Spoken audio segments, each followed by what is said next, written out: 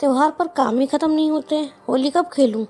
निष्ठा अपने आप में ही बड़बड़ाती जा रही थी और जल्दी जल्दी काम निपटाती जा रही थी, लेकिन काम थे कि ख़त्म होने का नाम ही नहीं ले रहे थे।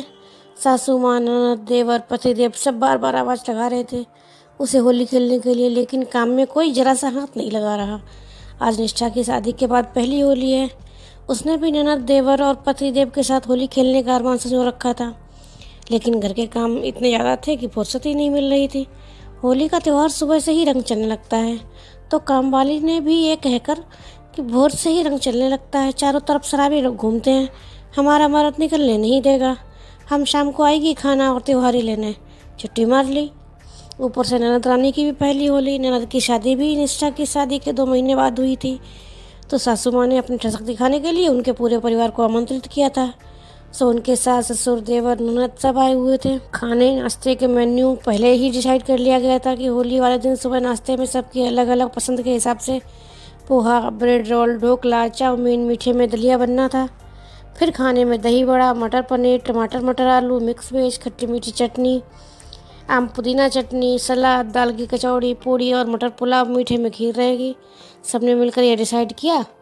किसी ने एक बार भी नहीं सोचा कि निष्ठा अकेले ये सब कैसे बनाएगी, बल्कि सासू माँ तो बार बार ये बता रही थी कि हम लोग अकेले पूरी बारात को खिला दें, तुमने 4-5 जनों को खाना नहीं बनेगा। समधी दामाद रोज़ रोज़ त्यौहार मनाने थोड़ी ना आते हैं। यह सुन सुनकर निष्ठा को कहना ही पड़ता, जी माँ जी, मैं बना लूँगी। एक सुबह से निष्ठा नहा धोकर किचन में लगी हुई थी। पहली बार ननद के ससुराली जन त्यौहार मनाने आए थे, तो उनका स्वागत भी जोरदार हो रहा था। हर चीज़ हाथ में दी जा रही थी। सासू माँ और ननद जी भी उनके साथ ही बैठी रहती, वहीं से बैठे बैठे हर चीज़ के लिए आवाज़ लगाती रहती। सासू माँ से तो इतना भी नहीं हुआ कि सब्जियाँ वगैरह ही काट देती, ऊपर से बार बार ये सुना रही थी कि आजकल की बहुएं बड़ी सुकुमार होती हैं, जरा सा काम पड़ जाए तो मुँह उतर जाता है। एक हम लोग थे 100 लोगों को खाना अकेले ही खिला देते थे। बहन जी ऐसा मत कहिए, हम तो जब से आए हैं तब से देख रहे हैं कि निष्ठा एक टांग पर दौड़ रही है और उसकी मदद के लिए कोई भी नहीं है, वो भी अकेले ही घर का सारा काम कर रही है। ननद शिल्पा की सासू माँ बोली, अरे वो तो सबके घर की बहुएं करती हैं, वो कोई अनोखी नहीं है, हम लोग तो खाना बनाकर होली भी खेल लेते थे। यह सुनकर निष्ठा और भी बुझ जाती है। ऊपर से ननद, देवर, पति ही उसे सुनाने में पड़े हैं, तुमसे कुछ नहीं होता, बस किचन के ही काम निपटाते रहना, होली मत खेलना। यह सब सुन सुनकर निष्ठा के शब्द का बांध टूट गया और वो बोल ही दी, मैं इंसान हूँ, कोई मशीन नहीं जो इतने सारे काम भी अकेले कर लूँ और सबके साथ मौज मस्ती भी कर लूँ। अभी होली खेलने लगूंगी तो किचन का काम रह जाएगा, उसके लिए भी मैं ही सुनूंगी। मम्मी जी जरा सा भी कोई सहयोग करने को तैयार नहीं, उन्हें हर काम करवाना है। काम वाली काम करने नहीं आई है, लेकिन उसका भी खाना बनेगा, उसे भी दिया जाएगा, मैं क्या करूं? कहते हुए निष्ठा फपक फपक कर रोने लगी। बहन जी अगर घर की बहू को त्यौहार मनाने देना है तो थोड़ा तो त्यौहार के दिन कामकाज में बहू की मदद करनी ही चाहिए।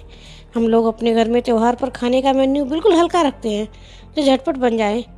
इतनी सारी चीज़ें नहीं बनाते क्योंकि कोई खाने को तैयार नहीं होता। थोड़ी बहुत तैयारियाँ रात में करके रख लेते हैं, जैसे सब्जियां काट कर चटनियाँ बनाकर रख देते हैं, सब्जियों के लिए प्यूरी भी पीस कर रख देते हैं, यहाँ तक कि दही बड़े भी बनाकर रख देती हूँ। बस दही में डिप तभी करती हूँ तब सब मिलकर त्यौहार का आनंद ले पाते हैं, वरना घर की बहू का त्यौहार तो किचन में ही बीत जाता है। हमें पता होता है कि हम लोगों के आने से निष्ठा का ये हाल हो जाएगा, तो हम लोग आने के लिए तैयार ही नहीं होते। नहीं नहीं बहन जी, गलती तो हमारी है जो बहू का दर्द ही नहीं समझा है। अगर सब मिलकर कर लेते तो उसका ये हाल नहीं होता। समधन जी के कहने पर निष्ठा की सासू माँ को अपनी गलती का एहसास हुआ और फिर उठकर